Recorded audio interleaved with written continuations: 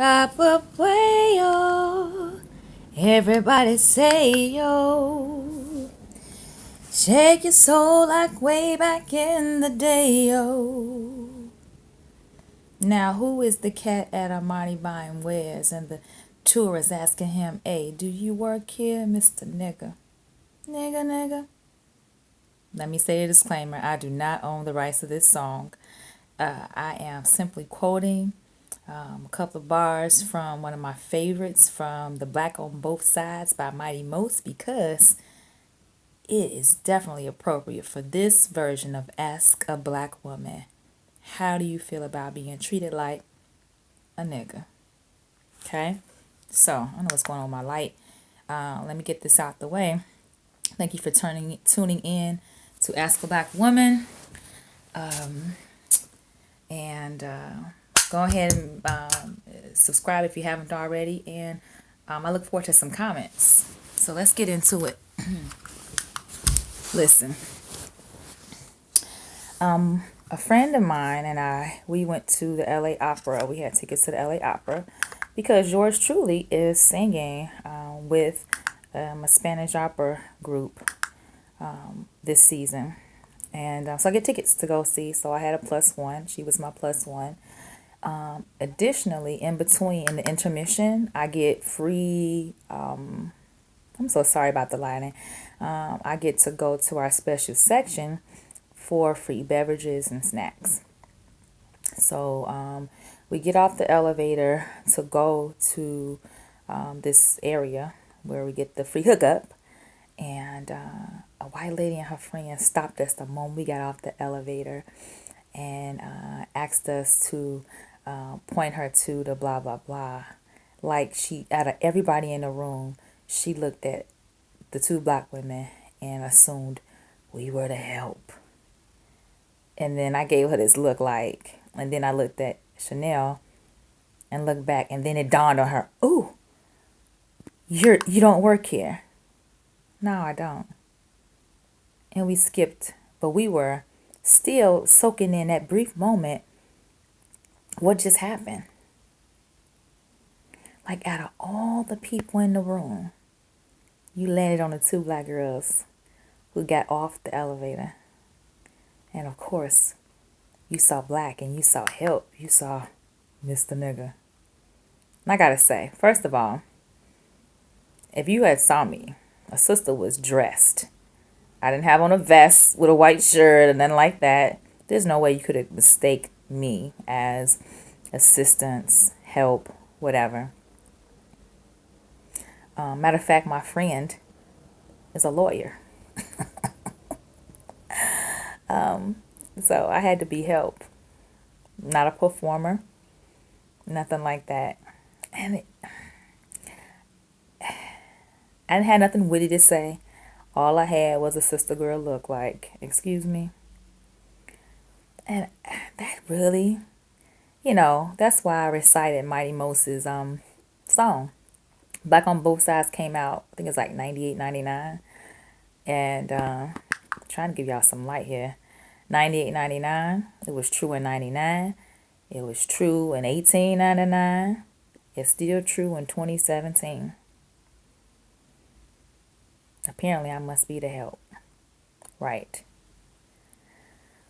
How does it make me feel being treated like the help or assumed to be the help when I'm qualified to be in a room just like anybody else that's non-black?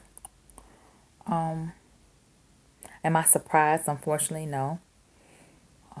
What it does make me feel like is that it's ever so important for me to continue this vlog series called Ask a Black Woman because it assumes that my voice is important in all spaces. That I'm not limited to certain types of music. I mean, I guess this face only is associated with hip hop and R&B, but not to mention classical music, opera. We can sing that too. Attend, even, you know?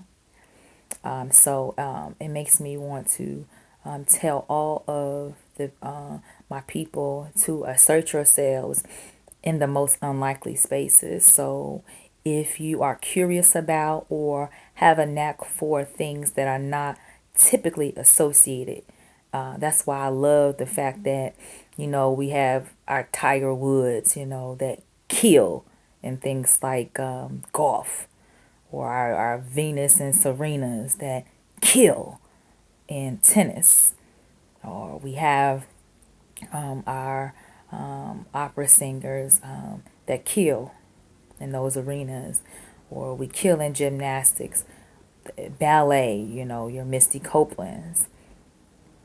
Assert yourselves, or the fact that I see the black women, or the black, I should say, the black nomads, that do the traveling and assert there, or the fact like I look at, my colleagues like Coach Lala. Lala just got back from China, and I was trying to see how do I feel about, I have never been to China. I have lived in Europe, and normally when I give that little fun fact, that always, takes people back. Oh, you lived? Yeah, I lived and worked in Europe for a year. But anyway, the fact that, when you go over to Asia, what I've learned by her posts and some other people that went over there, particularly in China, it's like you're a superstar when black people come over there. Like, they have their phones out, they want to take a picture with you. It's like you're a spectacle even. And so it's so interesting because it's almost like they don't realize that black people are like in the diaspora. We're all over the planet. There's not a place you can go on planet Earth where you will not see black people.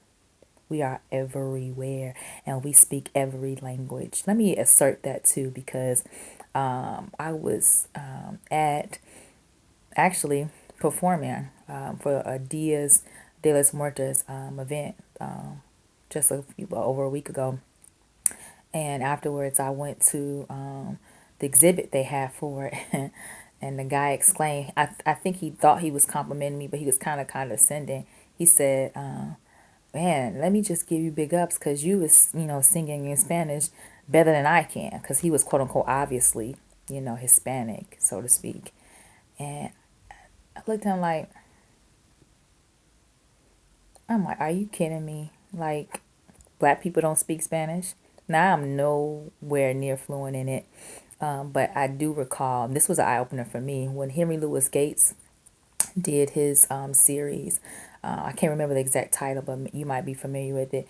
Henry Louis Gates did his series that had people all over the world, Peru, Brazil, you name it, that were black. But specifically in Mexico, he went down into villages and neighborhoods, not just the big cities, where there were whole towns and villages that were founded by pure Africans, and all of their descendants of that African that founded that town emphatically declared that they were black. They didn't say Mexican when they translated that. These young girls that obviously either looked mixed like Mexican and black, or if on the surface I ran into them on the streets of LA by skin and by feature, I would say that they were quote unquote Mexican. But these young people were emphatically declaring that they were black. That was what they said. And that's because their heritage traced back to the founder of that town, which was an African. And so I bring that up because, I was like, dude, is like in shock that a black person was singing in Spanish. Come up a little higher. So, yeah, go ahead and comment. Comment about how you feel when you're AKA treated like the help or treated like a nigga. I'm just got to call it what it is. When you go into different spaces where they don't expect you to be, when we assert our place in the space. That's what's up. That's all I got. I'm sorry if it went a little longer. Thank you for hanging on to the end. Subscribe, comment, share. Let's talk about it. Thank you.